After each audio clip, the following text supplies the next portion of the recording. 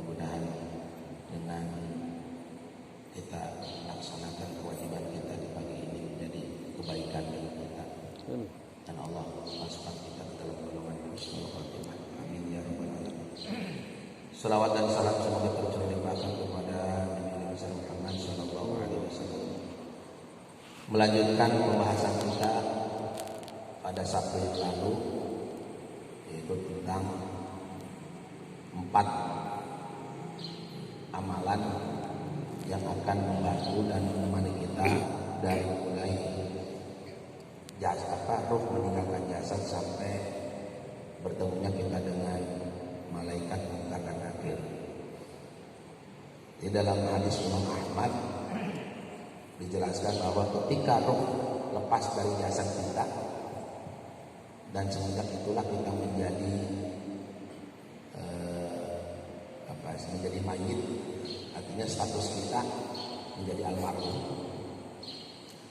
Maka disitulah kita merasa sendiri. Ya. Jadi kalaupun ada orang yang datang melayat, itu si ruh itu melihat.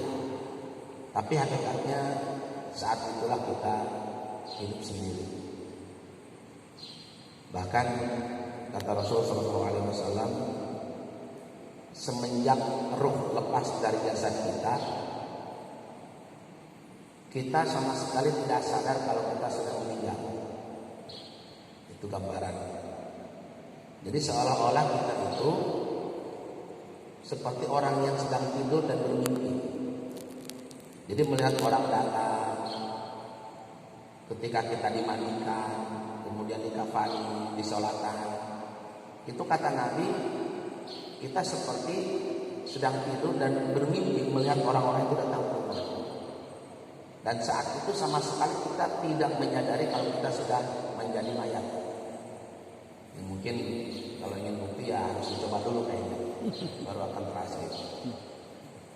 Itulah yang disebut dengan ketika ruh lepas dari jasad kita, maka Allah akan tahan ruh itu. Ya, dalam Al-Quran dijelaskan, Allahu yatawaffal anfusa hina mautiha. Jadi ketika ruh lepas dari jasad kita, maka ruh itu Allah tahan. Dan semenjak itulah kita sama sekali tidak menyadari kalau kita sudah menjadi mayat. Sama sekali tidak sadar. Ya. Nah, di saat-saat itulah kita merasa sendiri.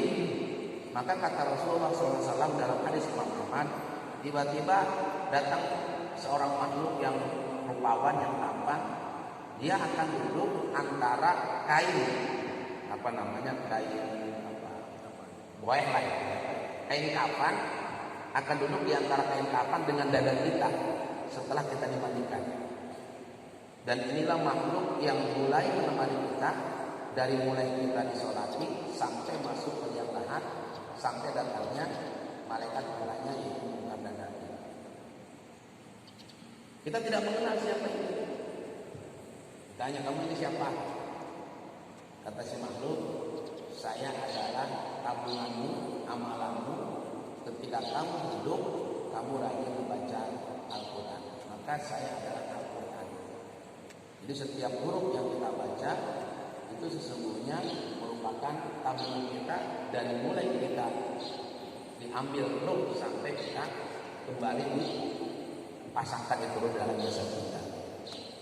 Jadi sekali lagi Bapak bahwa kata Rasulullah, nanti di alam kubur sampai ke hari kiamat,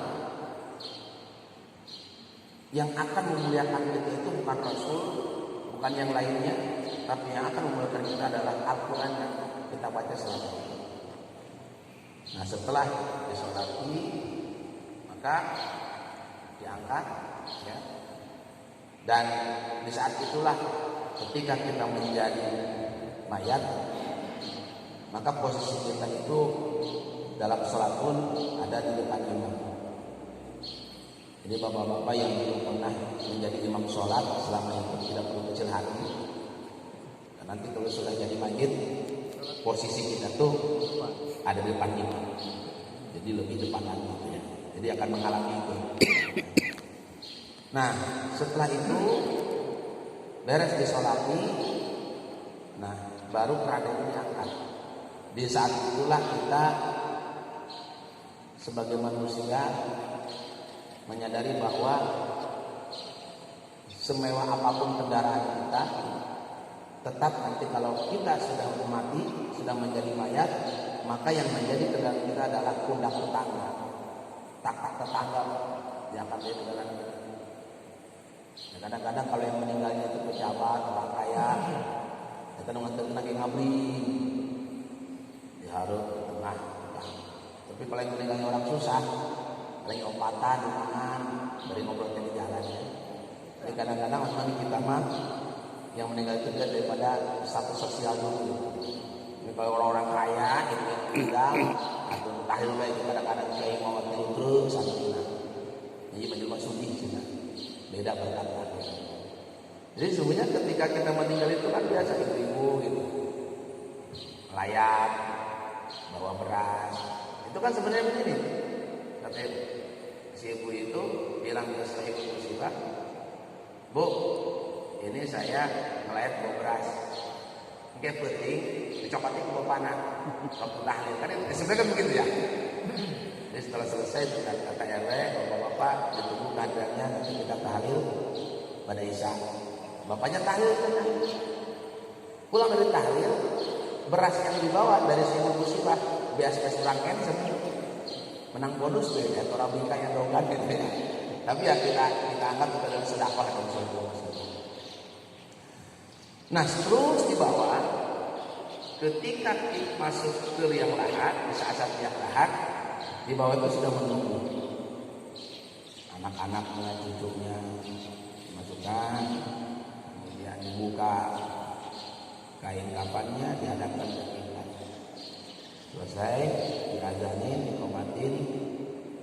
Ya, ada pertanyaan memang, ada nggak dalilnya orang yang meninggal itu diadanin dan dikomatin? Karena ada kelompok-kelompok, mana dalilnya aja? Oh itu aja, nggak ada itu katanya orang yang meninggal itu diadanin atau dikomatin. Ya, sebenarnya sederhana. Jadi memang kan ada kelompok, ya, ada apa disebutnya, organisasi lagi. Mereka menguburkan manusia itu jika menguburkan kucing baik itu.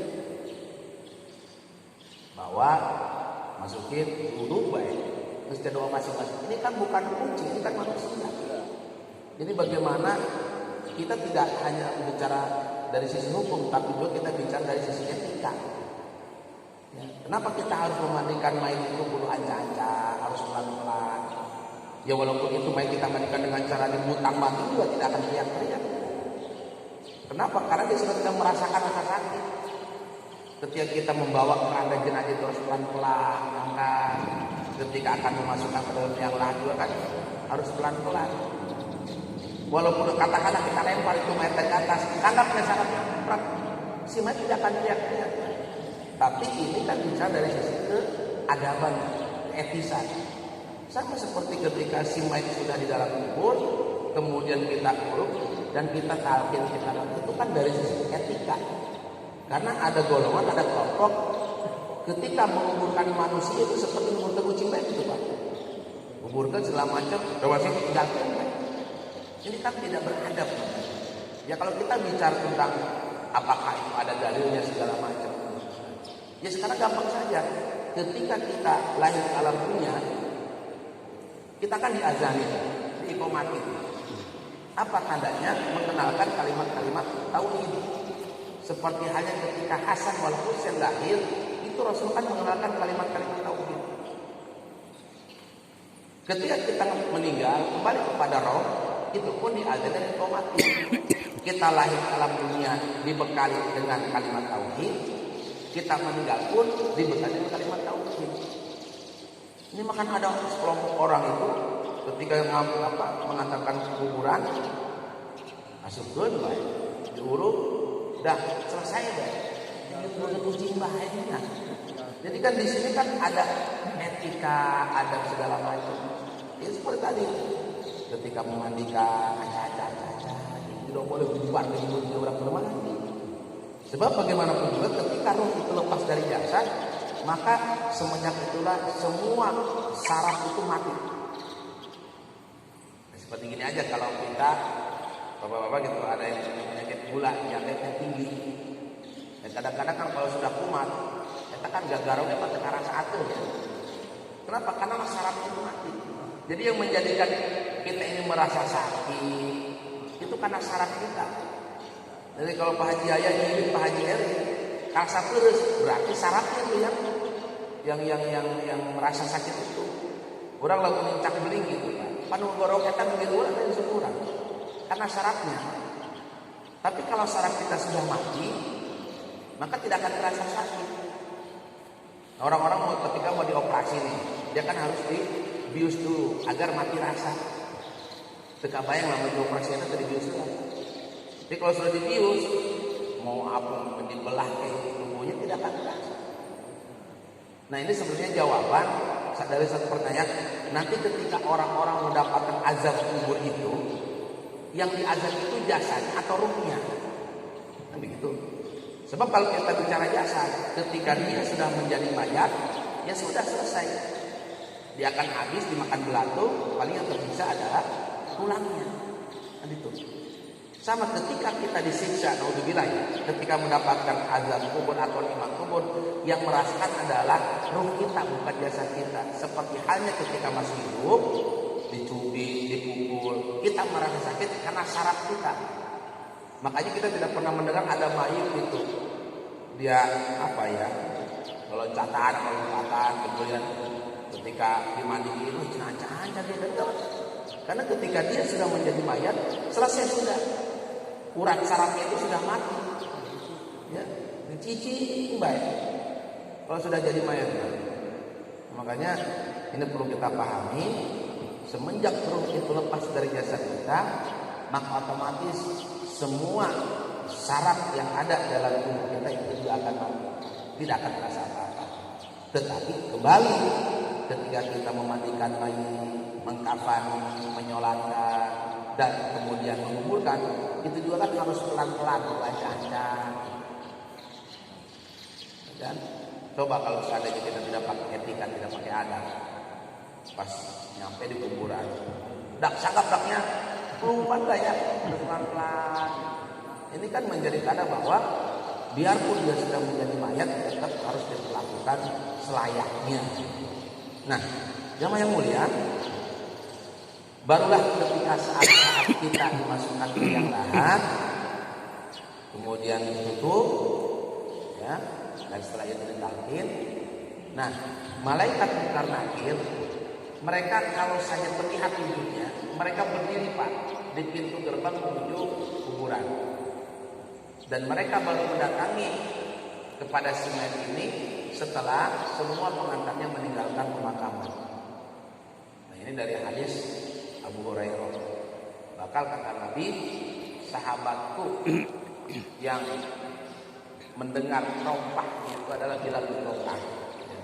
Nah dari sinilah Allah menurunkan surat At-Takatsur, Alhaakumut takatsur hatta zurtumul maqabir.